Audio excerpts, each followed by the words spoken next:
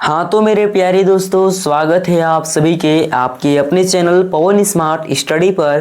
तो आज के इस वीडियो में लेकर आ गए हैं दोस्तों क्लास 7 एसए2 एग्जामिनेशन 2026 जो कल आप लोग का एग्जाम होने वाला है 12 मार्च को दोस्तों, है ना। उसके लिए दोस्तों आज की इस वीडियो में जो है वर्ग 7 का विषय हिंदी का वैसे क्वेश्चन को लेकर आगे हैं जो आपके एग्जाम में देखने को मिलेगा, है ना। तो अगर आपको ये वीडियो पसंद लगेगी दोस्तों तो वीडियो को लाइक कर चैनल को सब्सक्राइब जरूर कर लेंगे और अपने दोस्तों तक शेयर कर देंगे, है ना। चलिए शुरू करते हैं दोस्तों आज की इस वीडियो को। तो देख लीजिए दोस्तों, वर्ग 7 है, विषय हिंदी है, पूर्णांक की बात करिए तो 50 आपका रहने वाला है, ठीक है ना। चलिए हम लोग इसके क्वेश्चन को देख लेते हैं, वो क्वेश्चन कौन है जो कल के पेपर में देखने को मिलेगा, है ना। चलिए शुरू करते हैं। तो ये देख लीजिए दोस्तों, वो क्वेश्चन यही है ना, जो कि बहुत ही ज़्यादा इंपॉर्टेंट रहने वाला है, इसलिए वीडियो में शुरू से लेकर अंत तक बनेगा। देखिए खंड क दोस्तों जिसमें है सबसे पहले आप लोग का खंड क रहेगा, है ना। देख लीजिए इसमें दोस्तों आप लोग का पहले ऑब्जेक्टिव क्वेश्चन देखने को मिलेगा। तो पहला क्वेश्चन क्या पूछा है, ध्यान दीजिए आप लोग, ठीक है, कि निम्न में से बहुब्रीहि समास का उदाहरण कौन सा है। तो ऑप्शन देख लीजिए, क में दिया है पीताम्बर, ख में है दशानन और ग में दिया है गोपाल। तो यहाँ पर देख लीजिए बहुब्रीहि समास जो है भगवान के नाम ही ज़्यादातर होते हैं। तो यहाँ पर हो जाएगा दोस्तों आप लोग का इनमें से सभी, ये सभी के सभी दोस्तों आप लोग का बहुब्रीहि समास का उदाहरण है। तो ऑप्शन नंबर घ इसका सही आंसर हो जाएगा, है ना। आगे देख लीजिए क्वेश्चन नंबर सेकेंड, ठीक है दोस्तों। सेकेंड में क्या है, ध्यान देंगे आप लोग, एक पाती बच्चों के नाम पत्र किसके द्वारा लिखा गया है। तो देख लीजिए दोस्तों, क में दिया है चाचा नेहरू द्वारा बच्चों को, जी हाँ यही सही हो जाएगा दोस्तों, चाचा नेहरू द्वारा बच्चों को लिखा गया है। ऑप्शन नंबर क हो जाएगा दूसरा नंबर का आंसर दोस्तों, है ना। चलिए आगे बढ़ते हैं क्वेश्चन नंबर 3 दोस्तों। 3 में क्या पूछा है, ध्यान देंगे आप लोग क्वेश्चन को, है ना। क्या है कि निम्न में से कृष्णा भक्त कवि कौन है, कृष्णा भक्त कवि कौन है ये पूछा है। तो क में देख लीजिए तुलसीदास दिया है, ख में है कबीरदास, ग में है सूरदास और घ में है इनमें से कोई नहीं। तो यहाँ पर हो जाएगा दोस्तों आप लोग का कृष्णा भक्त जो है ये सूरदास है दोस्तों, ऑप्शन ग हो जाएगा, ठीक है दोस्तों। आगे देख लीजिए 4 नंबर क्वेश्चन, क्या पूछा है, वरदान का फेर पाठ के लेखक कौन है। तो क में दिया है राधा कृष्ण है ना, ख में दिया है रविंद्रनाथ ठाकुर और ग में दिया है दोस्तों आप लोग का श्याम व्यास और घ में है प्रयाग शुक्ल। तो यहाँ पर हो जाएगा ऑप्शन क दोस्तों राधा कृष्ण इसका सही आंसर हो जाएगा। इस प्रकार से आप लोग का हो गया। अब आगे देख लीजिए दोस्तों, आगे क्या आप लोग का दिया है कि प्रश्न संख्या 5 एवं 6 के रिक्त स्थानों की पूर्ति कोष्टक में दिए गए शब्दों में से उपयुक्त शब्द का चयन कर करें। देखिए यहाँ पर 5 नंबर दिया है क्वेश्चन, अब घिस गई समाज की तमाम नीतियाँ, है ना। यहाँ पर क्या बनेगा दोस्तों, नीतियाँ बनेगा। अब घिस गई समाज की तमाम नीतियाँ, ठीक है। अब घिस गई मनुष्य की अतीत रीतियाँ, यहाँ पर मनुष्य आप लोग भर देंगे दोस्तों, है ना। अगर बात करें 6 नंबर में, तो 6 में क्या होगा, दोनों की ताजगी दोपहर ओस की पहली बूंद की तरह आज़ादी भरी और प्यारी थी, है ना। ऐसे ही होगा सो, जी हाँ। यहाँ पर जो है आप लोग का हो जाएगा दोनों की ताजगी दोपहर ओस की पहली बूंद की तरह जो है आज़ादी भरी और प्यारी थी। इस प्रकार से आप लोग यहाँ पर देख लेंगे क्वेश्चन को, ठीक है ना।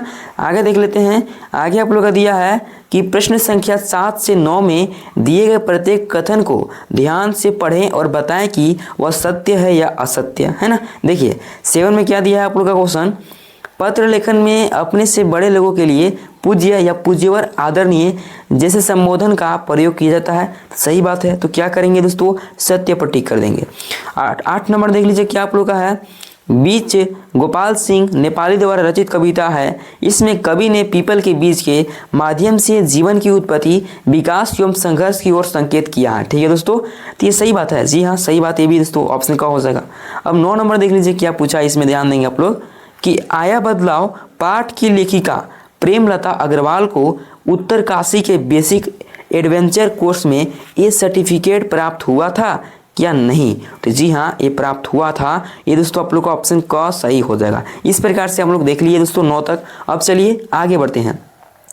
तो आगे देख लीजिए दोस्तों, निर्देश दिया है आप लोग का कि स्तंभ अस में दिए गए शब्दों के प्रकार हैं, स्तंभ ब में खोजकर अपनी उत्तर जो है पुस्तिका में लिखें। मतलब दोस्तों मिलान करना है आप लोग को, है ना। देखिए स्तंभ क एक तरफ दिया है, एक तरफ दिया आप लोग का स्तंभ ख ब दिया है, ठीक है दोस्तों। क में है फिर यहाँ पर क्या हो जाएगा, तो यहाँ पर जो हो जाएगा दोस्तों आप लोग का क्वेश्चन नंबर 10 में ये फिर पुनरुक्त शब्द है, फिर पुनरुक्त शब्द दोस्तों 2 में जाएगा। कैंप किस में जाएगा, कैंप जो है दोस्तों आप लोग का जाएगा विदेशज में, है ना। अश्रु जो है दोस्तों, अश्रु किस में जाएगा, तो ये जाएगा दोस्तों आप लोग का तत्सम में। अगर माटी की बात करें तो ये हो जाएगा आप लोग का देशज में। इस प्रकार से आप लोग को मिलान करना था, ये हो गया आप लोग का आंसर, है ना दोस्तों। चलिए आगे बढ़ते हैं। आगे आप लोग का खंड ख है, जो कि दोस्तों अति लघु उत्तरीय प्रश्न है और इसमें गद्यांश के क्वेश्चन दिए हुए हैं। ठीक है, क्या दिया है कि प्रस्तुत गद्यांश को ध्यानपूर्वक पढ़कर जो है 11 से 15 तक के प्रश्न को उत्तर एक वाक्य में दें।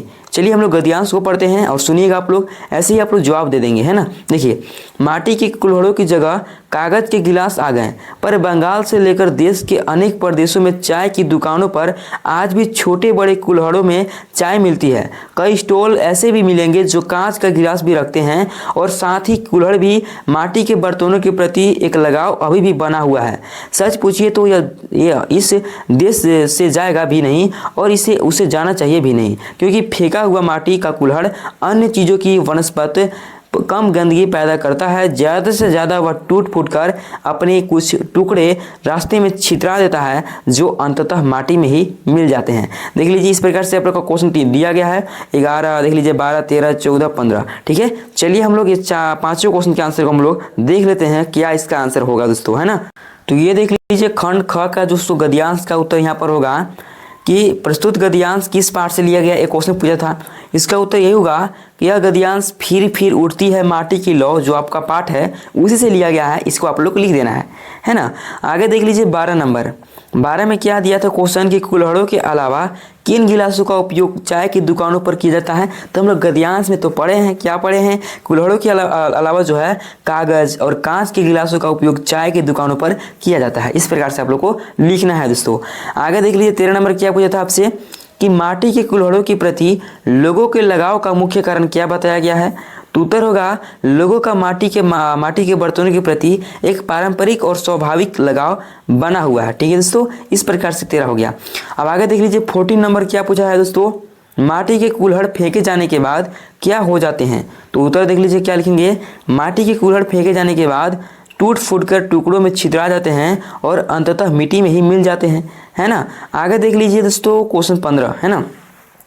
15 में क्या पूछा है, ध्यान देंगे क्वेश्चन को। ठीक है, क्या है कि माटी के कुल्हड़ों को बनाए रखने की बात क्यों कही गई है। तो इसका उत्तर देख लीजिए, गद्यांश में हम लोग पढ़े हैं कि क्योंकि फेंका हुआ माटी का कुल्हड़ अन्य चीज़ों की तुलना में कम गंदगी पैदा करता है और पर्यावरण के अनुकूल है। इस प्रकार से आप लोग का 15 तक का उत्तर हो गया। तो यहाँ से दोस्तों हम लोग जो है खंड जो है आप लोग का ख था कंप्लीट हुआ। ठीक है, अब देख लीजिए क्वेश्चन आप लोग का खंड ग का क्वेश्चन है। क्या पूछा है, ध्यान देंगे। पहले क्वेश्चन को पढ़ लेते हैं, इसके बाद एक एक करके सारे क्वेश्चन के आंसर को देखेंगे। 16 में दिया है दोस्तों कि मीराबाई ने किन शब्दों में नंदलाल के सलोने रूप का वर्णन किया है। 17 नंबर देख लीजिए, यह कैसे पता चलता है कि चिड़िया के गृह प्रवेश का मौसम शुरू हो गया है। इसका भी आंसर देखेंगे। 18 नंबर में दिया है तुम कल्पना करो, कविता में नवीन कल्पना करो से क्या तात्पर्य है ना। 19 देख लीजिए, बुद्धदेव जी ने महात्मा बनने के बाद अपने भोजन में क्या परिवर्तन किया। फिर 20 नंबर देख लीजिए, राजा ने तोते की शिक्षा देना क्यों आवश्यक समझा। चलिए ये सभी क्वेश्चन के आंसर को हम लोग देख लेते हैं दोस्तों। तो ये देख लीजिए क्वेश्चन नंबर 16, है ना। क्या क्वेश्चन पूछा था, ध्यान देंगे। मीराबाई ने किन शब्दों में नंदलाल के सलोने रूप का वर्णन किया है। तो इसका आंसर हो जाएगा, मीराबाई ने नंदलाल के सलोने रूप का वर्णन उनके सिर पर मोर मुकुट, शरीर पर पीताम्बर, पीले वस्त्र और मंद मंद मुस्कान के रूप में किया है। इस प्रकार से आप लोग का हो जाएगा 16 का आंसर। आगे देख लीजिए 17 क्या पूछा था आपसे कि यह कैसे पता चलता है कि चिड़िया के गृह प्रवेश का मौसम शुरू हो गया है ना। तो इसका आंसर होगा दोस्तों, यह चिड़िया की घोंसला बनाने के लिए तिनके इकट्ठा करने की गतिविधि से पता चलता है कि उसके गृह प्रवेश का मौसम शुरू हो गया है। इस प्रकार से हो गया। आगे देख लीजिए 18 नंबर क्या पूछा था इसमें दोस्तों, ध्यान देंगे, है ना, कि तुम कल्पना करो, कविता में नवीन कल्पना करो से क्या तात्पर्य है। तो नवीन कल्पना करो से तात्पर्य है कि देश के नव निर्माण के लिए नई सोच, नए विचार और भविष्य के लिए नए सपनों का सृजन किया जाए। ठीक है, इस प्रकार से आप लोग का क्वेश्चन नंबर 18 का आंसर हुआ, है ना दोस्तों। चलिए आगे बढ़ते हैं। तो आगे देख लीजिए दोस्तों क्वेश्चन नंबर 19 है ना। 19 में क्या पूछा था कि बुद्धदेव जी ने महात्मा बनने के बाद अपने भोजन में क्या परिवर्तन किया। तो इसका आंसर हो जाएगा बुद्धदेव जी ने महात्मा बनने के बाद अपने भोजन में मांसाहार को त्याग कर शाकाहार को अपना लिया। इस प्रकार से आप लोग का हो जाएगा। आगे देख लीजिए दोस्तों 20 नंबर क्वेश्चन क्या पूछा है इसमें कि राजा ने तोते की शिक्षा देने क्यों आवश्यक समझा।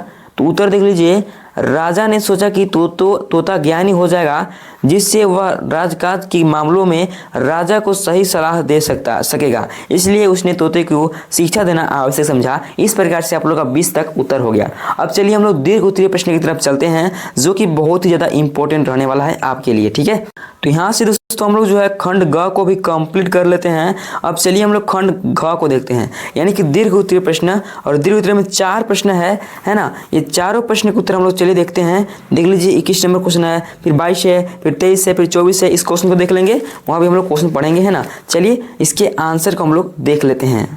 तो ये देख लीजिए दोस्तों क्वेश्चन नंबर 21 है ना। क्या पूछा है सवाल, ध्यान देंगे। फिर उठती है माटी की लौ कि लेखक ने माटी से नई नई वस्तुओं के बनने को शुभ लक्षण क्यों माना है। ठीक है, इसका उत्तर देख लीजिए, ध्यान देंगे। लेखक ने माटी से नई नई वस्तुओं के बनने को शुभ लक्षण इसलिए माना है क्योंकि यह माटी के प्रति लोगों के गहरे लगाव और स्थानीय कला व संस्कृति के लिए जीवित रहने का प्रतीक है जो पर्यावरण संरक्षण में भी सहायक है। इस प्रकार से आप लोग का 21 का आंसर हुआ है ना। चलिए आगे बढ़ते हैं। तो आगे देख लीजिए दोस्तों क्वेश्चन नंबर 22।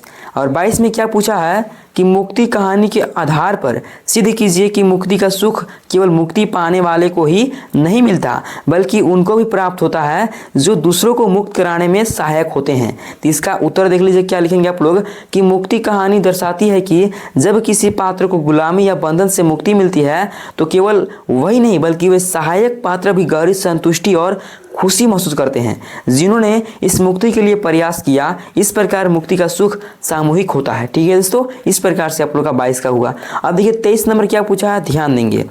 कैंप से आने के बाद आया बदलाव पाठ के लेखिका की जीव है ना। तो इसका उत्तर देख लीजिए, कैंप से आने के बाद आया बदलाव पाठ की लेखिका की जीवन शैली में अनुशासन, आत्मनिर्भरता और सेवा भाव जैसे महत्वपूर्ण परिवर्तन आए है ना। यही पूछा था, तो ये हो गया दोस्तों आप लोग का है ना। चलिए अब हम लोग चलते हैं अंतिम क्वेश्चन की तरफ जो कि बहुत ज़्यादा इंपॉर्टेंट रहने वाला है। तो आगे देख लीजिए दोस्तों आज का अंतिम क्वेश्चन 24 नंबर। क्या पूछा इसमें कि माता पिता की मृत्यु के बाद कुष्मांडसेन के दिन किस प्रकार बीतने लगे है ना। तो देख लीजिए इसका उत्तर क्या होगा, माता पिता की मृत्यु के बाद कुष्मांडेशन के जीवन अत्यंत कष्टकारी और एकांकी हो गया है ना। फिर एकाकी हो गया, उसे जीवन की कठोर सजायु और अभाव का सामना करना पड़ा। परिवार के संबल के बिना वह असहाय महसूस करने लगा और उसकी दैनिक दिनचर्या संघर्षपूर्ण हो गई। इस प्रकार से दोस्तों आज की इस वीडियो में वैसे क्वेश्चन किए जो कल के एग्जाम यानी कि जो आपका 12 मार्च का एग्जाम होगा उसके लिए काफ़ी ज़्यादा महत्वपूर्ण रहेंगे। तो उम्मीद करते हैं आपको यह वीडियो पसंद लगी होगी। अगर वीडियो पसंद लगी होगी दोस्तों तो वीडियो को लाइक कर चैनल को सब्सक्राइब जरूर कर लेंगे और अपने दोस्तों के पास शेयर कर देंगे। ठीक है दोस्तों, चलिए तो मिलते हैं नेक्स्ट वीडियो के साथ। तब तक के लिए जय हिंद जय भारत।